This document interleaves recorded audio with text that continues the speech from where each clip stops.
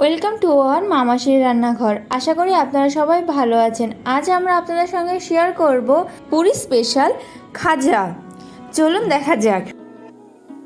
ময়দাটাকে ময়ান দিয়ে নেব। তার জন্য আমরা স্বাদ মতো নুন, 1 চিমটে খাবার সোডা আর 1 কাপ ঘি সেটা দিয়ে ভালো করে আমরা ময়ান দিয়ে নেব।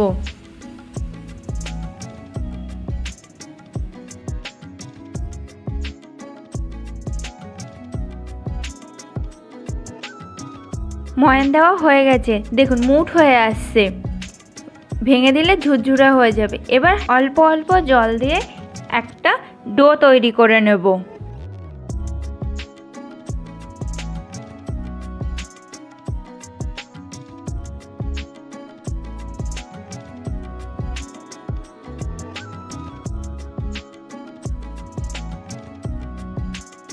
ডোটা তৈরি করা হয়ে গেছে।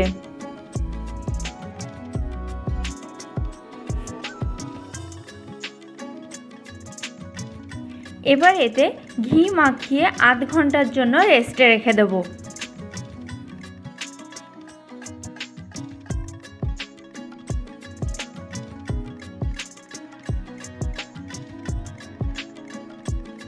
আধ ঘন্টা পরে ঢাকনাটাকে তুলে লুচির থেকেও একটু বড় করে লেচিগুলোকে কেটে নিতে হবে।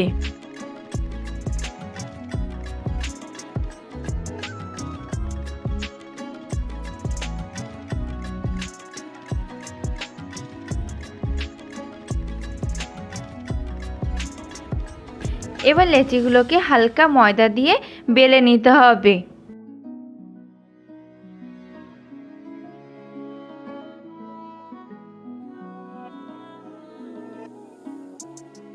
রুটিগুলোকে এমনভাবে পাতলা করতে হবে যাতে হাতের 5টা আঙুল দেখা যায়, ঠিক এরকমভাবে। এইভাবে আমরা 5টা রুটি বেলে নেব। তারপরে বেলে রাখা রুটির উপরে হালকা করে তেল ব্রাশ করে নেব। তারপরে উপর থেকে হালকা করে কর্নফ্লাওয়ার ছড়িয়ে দেব। তারপরে আরেকটা রুটি ওর উপর দিয়ে দেব। এইভাবে আমরা 5টা রুটিকে পরপর দিয়ে দেব। আর ওই উপরে তেল ব্রাশ করব, সাথে আবার কর্নফ্লাওয়ার দেব। আপনারা চাইলে কর্নফ্লাওয়ারের জায়গায় চালের গুঁড়োও ইউজ করতে পারেন।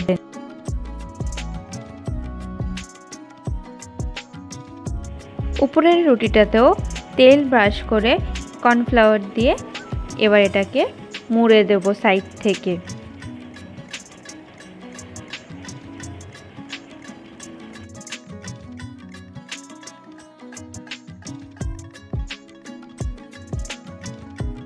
এইভাবে একটা রোল তৈরি করে নেব।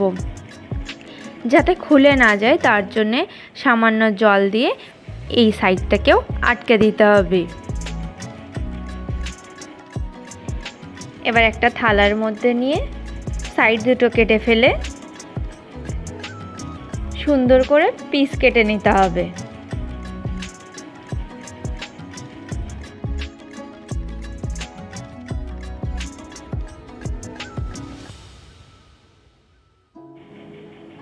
ঠিক এরকম দেখতে হবে। তারপরে দুটো আঙুল দিয়ে একটু চেপে নিয়ে হালকা হাতে বেলন দিয়ে বেলতে হবে।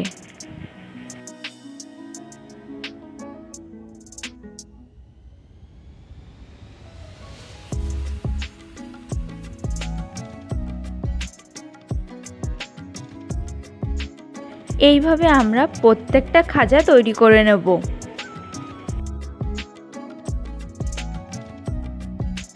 এবার চিনি শিরাটাকে তৈরি করে নেব।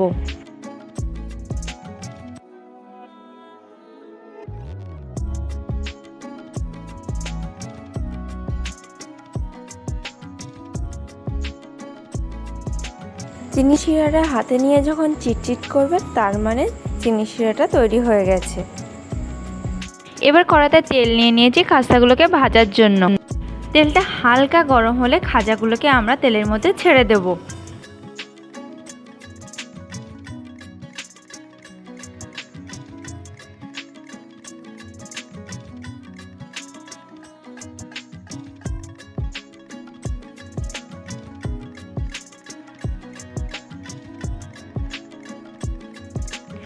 খাস্তাগুলোকে গোল্ডেন ব্রাউন করে ভেজে নিয়ে চিনি শিরার মধ্যে এটাকে দিয়ে দেব।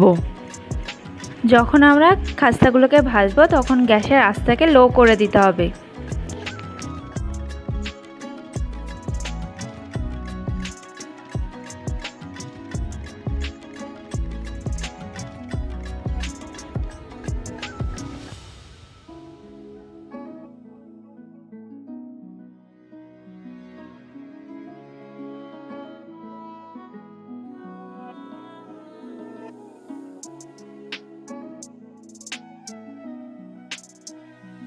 গজাগুলো রসে ভালো করে ভিজে গেলে গজাগুলোকে তুলে নেব।